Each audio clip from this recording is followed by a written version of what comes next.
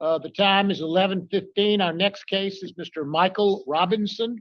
Mr. Robinson, would you please give us your full name and DOC number? Michael Fitzgerald Robinson.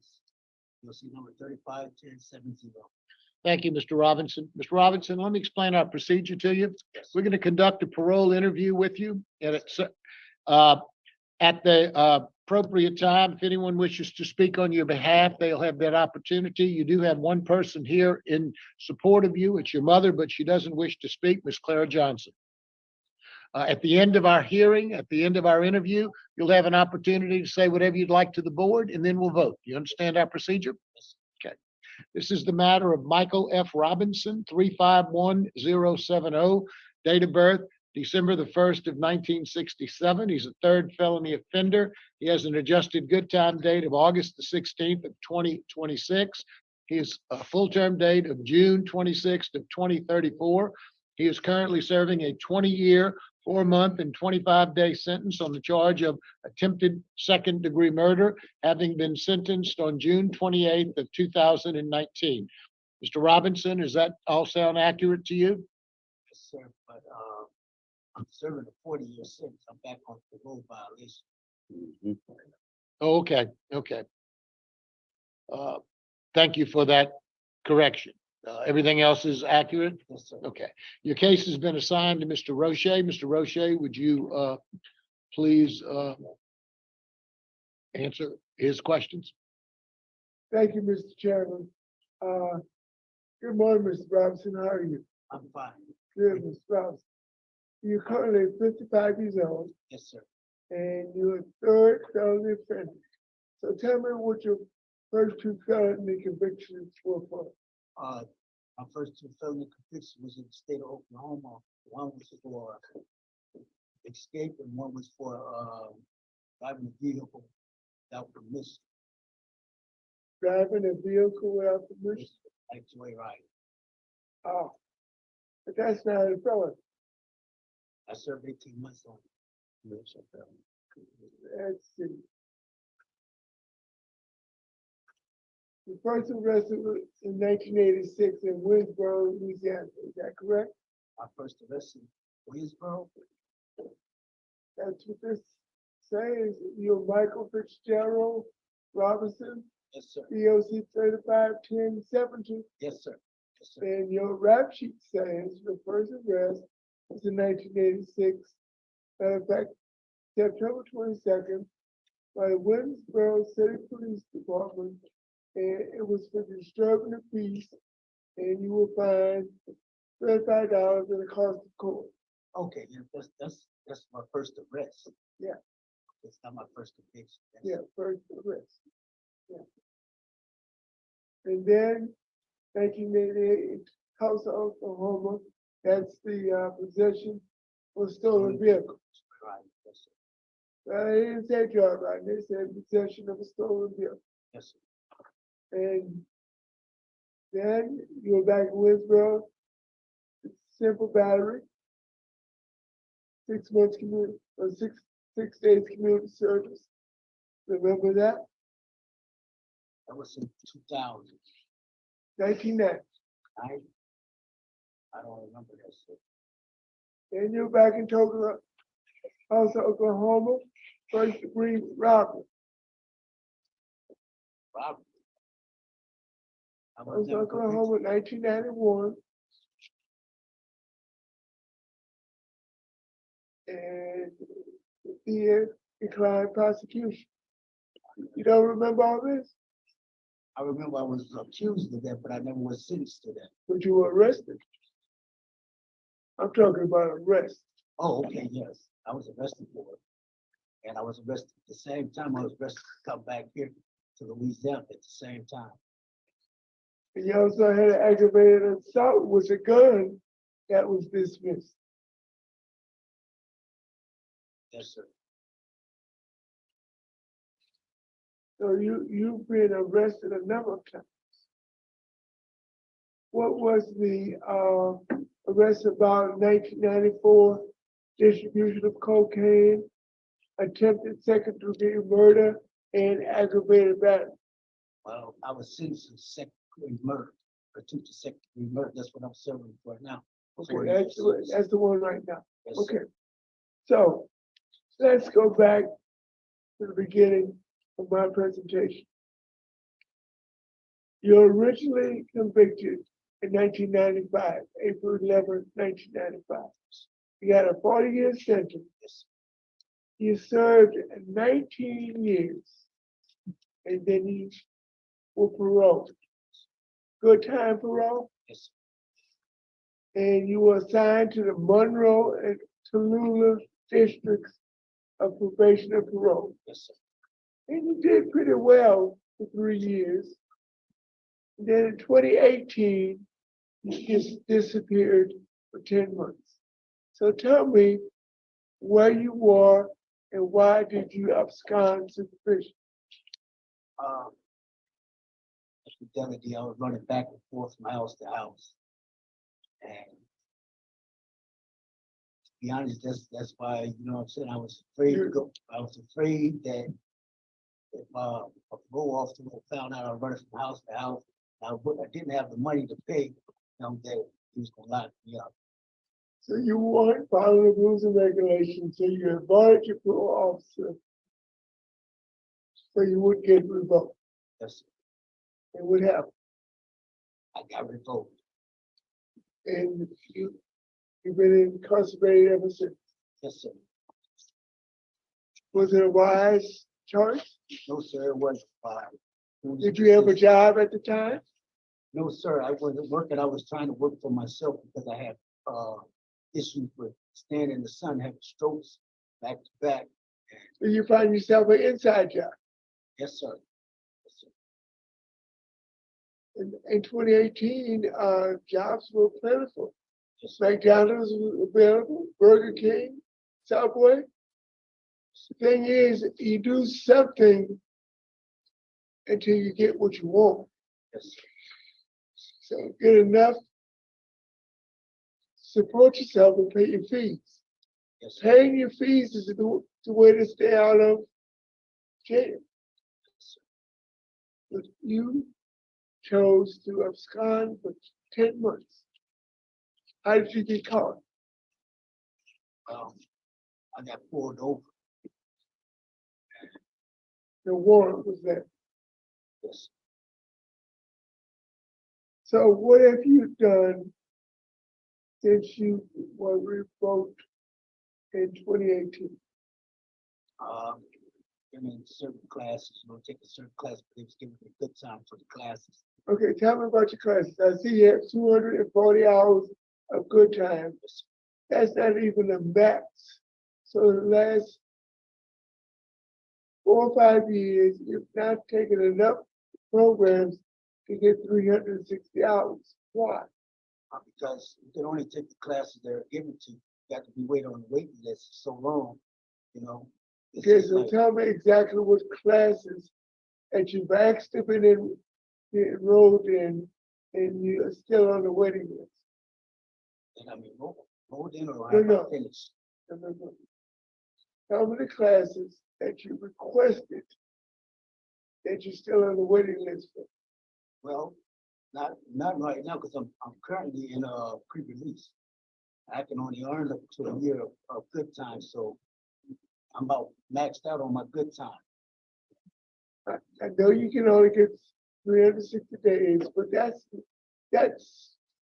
the secondary reason why you take good time classes coming out. What's the primary reason that you take good time classes? To learn from it, really. To rehabilitate yourself. You've been incarcerated a very long time.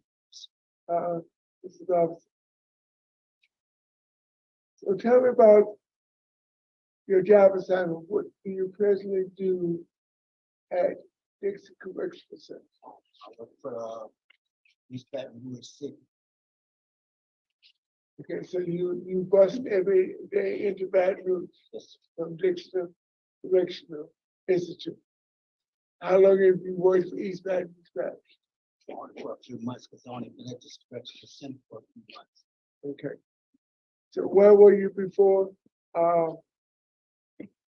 DCI? I was first was at, Winsboro, Franklin Parish. Then I was transferred to Hunts Correctional Center Medical, then I come to DCI. Okay. So you went to the reception center and had some medical done, and then they assigned you to Dixon. Yes, So tell me, did you complete any classes at Franklin? yes, sir, that's where I got my classes from. Okay. So, and you currently in pre-release at DCI. Yes, sir. I'm gonna call out a couple of classes. All you do is tell me whether you completed them or not. Substance abuse. I haven't completed substance abuse, but substance abuse was in the parenting class, so substance abuse was added, was into that. So substance abuse is pre-release too. But I want to know if you're taking limit and balance. No, sir. Have you taken celebrate recovery? That's okay. You've taken celebrate recovery. What did you take celebrate recovery? I took that when I was first on the first 20 years. Okay. So since we're talking about drug education and treatment, have you ever abused or used illegal drugs? Nothing no more than alcohol. Marijuana? No type of illegal substance. No, sir, just alcohol. So tell me about your alcohol use. I used that pretty bad, and I feel bad. I had the alcohol problem. When did you first develop a taste for alcohol?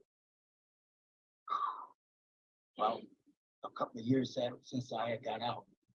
You know, So it wasn't a teenager thing, or oh no, sir. so tell me what age you started using alcohol. It's like I first got out, I was like 46, 47 years old, and I kind of abused it. And that's Was why your- I had problems with my health when I got realized myself because I had ulcers real bad. So you just started using alcohol 9 years ago. Just What was your alcohol of choice? uh, every, Hard liquor. yes, Have you ever been stopped while driving under the influence? that's what I had got arrested for in Franklin Parish for DWI for the first time. How many times have you driven without being stopped under the influence of alcohol? To be honest, it's been a lot of time. And you, by the grace of God, Saved you my have life. not killed anybody or yourself. So what do you plan to do about your alcoholism? Well, I don't have a desire for it anymore, but I still need to work on it. Are you an alcoholic? Yes, I am an alcoholic. And how long will you be an alcoholic? I will never be an alcoholic again. I just need to work with myself. What was your response? I don't have a desire for alcohol anymore. Are you an alcoholic? Yes, I am an alcoholic. And how long will you be an alcoholic? I will no longer be an alcoholic. You'll always be an alcoholic. It's a disease. And you have to constantly treat that disease Yes, sir. or you relapse. Yes, sir. Any stressful situation, any thing that will stress you out, any occurrence in life, a death of a family member, can trigger that again. And you have to be very vigilant and treat that disease for the rest of your life. You will be an alcoholic the rest of your life. You have to recognize it. So tell me about your transition plan. Where do you plan to live and where do you plan to work? Well, I plan to live with my mother in Franklin Parish. And East Baton Woods really offered me a job until I get myself straight. And that's basically what I'm gonna try to focus on, get me help and trying to get me a better job. I don't think that's gonna work out. Franklin Parish in Baton Rouge, Louisiana, that is a commute. I That have to will- drive 3 hours. So you'll be at least, if traffic is good, 6 hours on the highway each and every day. And the fuel costs will probably eat up most of your income. So I have to get till I can get better. Then, while you're incarcerated, you need to have someone scouting and looking for a job where you have a residence. Do you have a possibility of any residency plan in East or West Baton Rouge County? And what's that plan? Well, I have family members that, I remodel houses, and I had my own business R&R construction, but now that I'm locked up, I lost my subcontract, dealing with certain companies, so I can still help family members, that's remodeling the houses until I can get my business up, back up and running again. There's nothing you can do about this, but I need to put it into the record. Judge Glenn Roberts is opposed to your early release. The DA's office in Franklin Parish is opposed to your release. And law enforcement had no comments.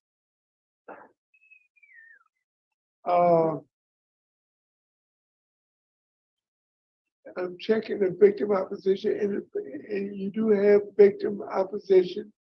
And the victim says he's opposed and indicates he's opposed to early release. He feels that Mr. Robinson has should serve every day of his sentence. Nothing's changed. He shot me, cracked me in the head and a skull for no reason. Is that true? So Tell me what you got out of anger management. I got a lot of anger management. Tell me. I've been learning to control my temper and not just physically hurting people, you can verbally hurt people too. You know what I'm saying? Out of anger. I feel remorseful for what happened. And I had got out and tried to reach out to the victim. But like he didn't want to hear what I had to say. And I still feel remorse.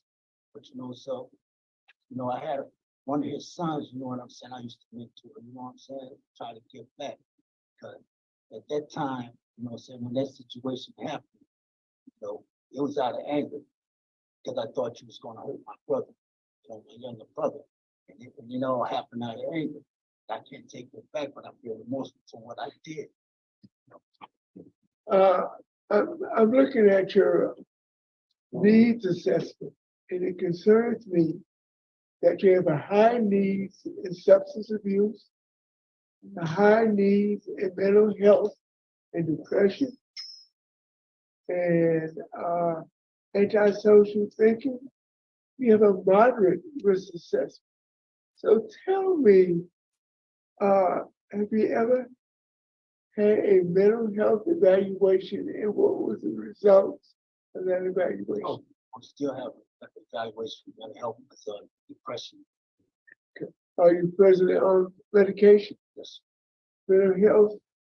Yes, he's being followed by the mental health department and treated by our psychiatrist. He is stable and compliant. Thank you. You have a low risk assessment. When was your last disciplinary write-up?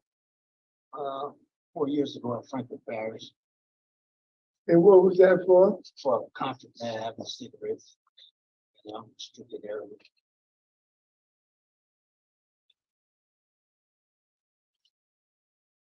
And back in the history, you had an aggravated fight, aggravated job offense. a fight. So there's a lot of history of violence. That's when I was in Angola. That I was know, years ago. but I'm just saying. Yeah, but your last write-up was in 2019. My last write-up was contraband. Yeah, 2019. And what was the contraband? What cigarettes when I was supposed to take them to an area that we couldn't have them in. I was a trustee then. Warren Bickham? Hey, yes, Mr. O'Shea, he's only been here since January, but he is, as he mentioned, he is a trustee working on our DPW crew in Baton Rouge, so he hadn't had any write-ups that I see of since he's been here. And his work supervisor said he's a very hard worker. And classification says he's a very cordial, open. I have problems with the transition plan. I'd like to ask a question with regards to that. Yeah. What, have you contacted the parole project? Also, I haven't had any practice. But they would seem perfect for you. They're right there in Baton Rouge and they would have anger management and things like that. Yeah. Mr. Roche, Yeah, for love- alcohol. I would love to be a part of that. That's an idea, Mr. Freeman.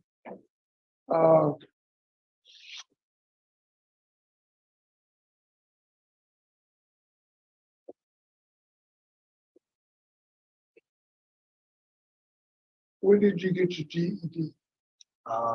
2013. And I see that you were on the waiting list for the collision repair painting program. Yes, sir. Are you interested in body? Body. Yeah. Yes, And how long is that program at? I don't know. It's here at DCI. Yeah. For the DCI. Or did you have any idea how long that program is? Gordon Smith, how long is the body offender program? The body collision repair program?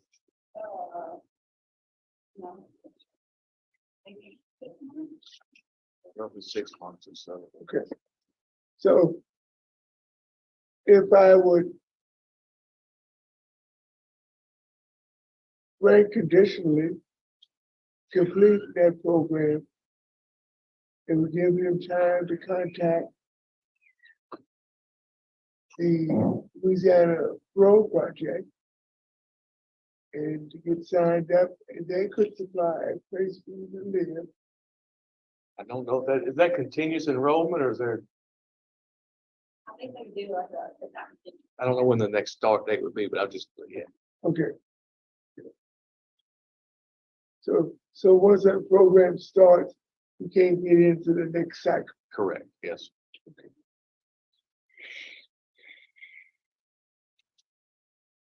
Mr. Chairman, thank you, please. Thank you. Mr. Robinson, is there anything you'd like to say before the board votes? Thank you.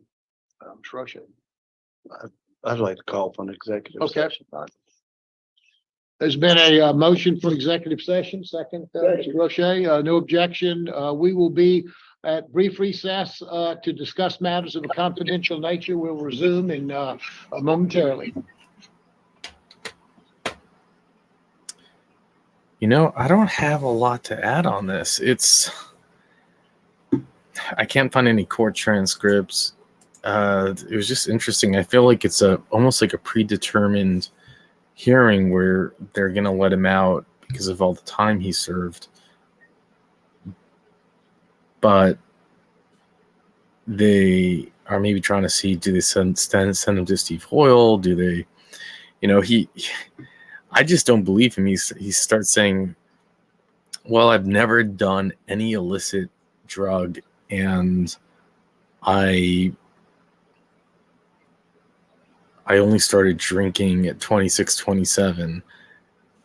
And Mr. O'Shea's like, what, 9 years ago?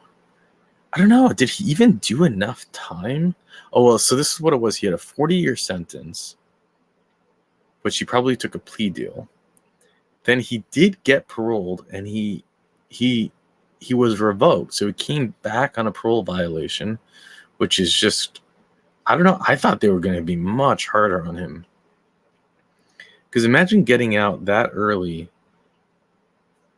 and then getting revoked, and it's like, boo, well, now you got to do the whole 40 years.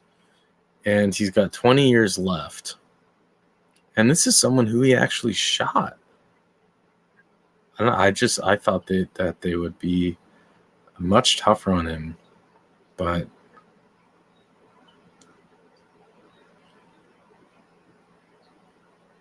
it is interesting. I guess just they're saying the total time that he served. I guess he served 20 years total. He's got 20 years left.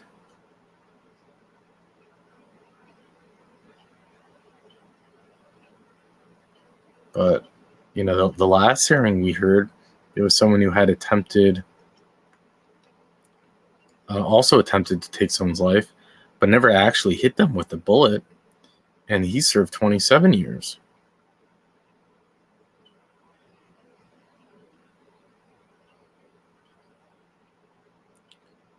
I do wonder what they're discussing. We could fast forward it. Let's see if we do have the power. Because this is not live. They're coming back. Here we go. Committee on Parole is called back to order. The time is 11:42. Is panel ready to vote? Yes. Mr. Roche? Mr. Robinson, I think you've earned a chance to prove that you can be a protective member of society. But I want to give you time to develop a better transition plan. Because with that transition plan as it is now, I would deny you. So I'm going to conditionally grant your release upon completion of a 9-month transitional work program. You'll be signed to a transitional work program, and there may be one in East Baton Rouge Parish. I don't know. And once you complete that 9-month program, you should have solidified your transition plan, where you're going to work, where you're going to live, and then you'll be released. Yes. Conditions after release. Excuse me. You have to have a curfew from 9 p.m. to 6 a.m. You ought to attend at least 3 NAA meetings a week. You must continuously be vigilant about your alcoholism. Yes. And I want you to maintain full-time employment. Yes. Good luck. Thank you, Mr. Roche. Mr. Freeman? Okay, Mr. Robinson. You know, you have a very violent history. You're gonna be backing 20 years. You understand, if you get revoked, that's gonna be it, because there's probably gonna be a new charge, and they're gonna come down heavy on you. I concur with Mr. Roche, and I vote to grant, but I also ask mental health to send something so they can keep his appointment when he gets out, that they can keep him under, just notify the probation office, I think is what you do. But you just notify them of his mental health, because I want you to continue on that treatment. Thank you, Mr. Freeman. Mr. Robinson, you received 2 votes. My vote would be the same as my colleagues with the same conditions. So good luck to you, sir.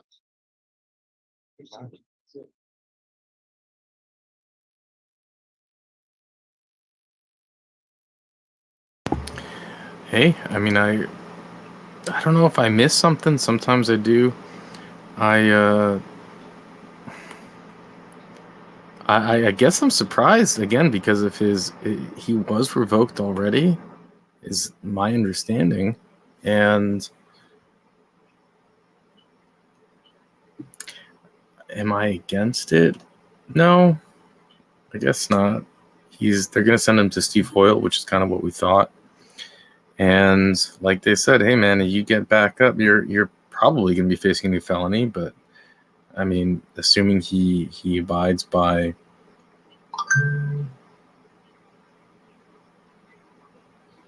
all of his parole, it's not like he gets revoked because he didn't pay or something. And hopefully he's mature enough now to stay out. And Steve Hoyle's a 9-month program. Hopefully it will give him the tools that he needs to stay sober. But again, I don't believe it that he's never, it's like you're locked up for 40 years in second degree attempted. You somehow get paroled and then you get revoked. They didn't go into those details unless I missed it. Then he, I believe, lies and says he's never used a drug in his life, which is possible. There are people that don't, but they're even referring to marijuana, and I don't know, man.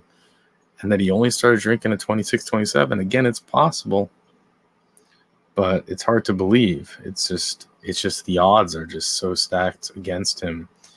And you just would think the board wouldn't believe him and wouldn't appreciate being lied to. But I don't know. They're in a good mood, I guess. Unless you think I missed something. Sometimes I do. I'm taking notes and stuff, but I didn't. I don't know. I feel like I must have missed something.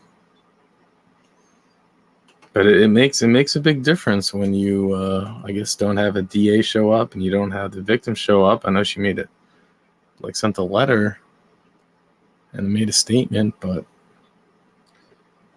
it's not the same. So, anyways, with that, I'll let you go.